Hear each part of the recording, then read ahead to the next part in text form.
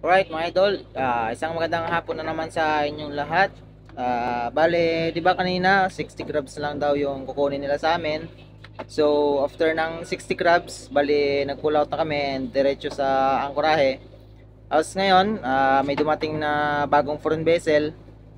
Doon daw kami nakatoka na mag-alongside ngayon. Kaya tara na guys.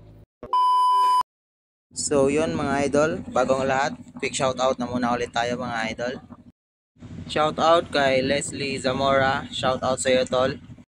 And shout out rin kay Prince Yabo. Shout out kay Stephen Segovia at sa LCT Filipino. Yun, shout out sa inyong lahat dyan sa LCT Filipino. At shout out na rin sa pinsan ko dyan kay Pinjo Biol. Bale, sistership pala namin yung LCT Filipino mga idol.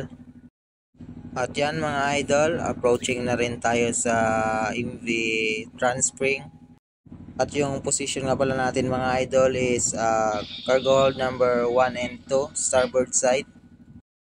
At dahil nga may dumating na bagong foreign vessel mga idol, dalawa na lang na foreign vessel yung hinihintay namin na dumating. Tapos matatapos na rin kami dito. At baka mga last week ng October, off hire na kami dito mga idol. Hopefully na dumating ng mas maaga yung foreign vessel.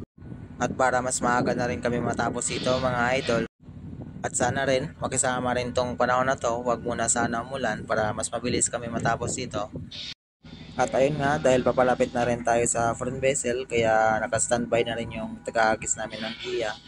A few moments later. At ayun nga, nakaabot na rin yung giya namin. At hinihila na rin ng mga seba yung lubid namin guys. And then, yan, kung makikita nyo yung trapal boys namin, nag-uumpisa na silang abri ng kargamento para pagkatapos na nakasecure na, magbibigay na lang ng sample para malaman kung basa ba o hindi yung kargada. Pero I'm sure naman guys na hindi basa yung kargada namin dahil isang araw kami na nag-sunray kanina. So yun mga idol, bale nakatikit na rin tayo sa foreign vessel and then nakasecure na lahat ng lubid. Kaya hanggang dito na lang muna ulit tayo mga idol. Bye bye.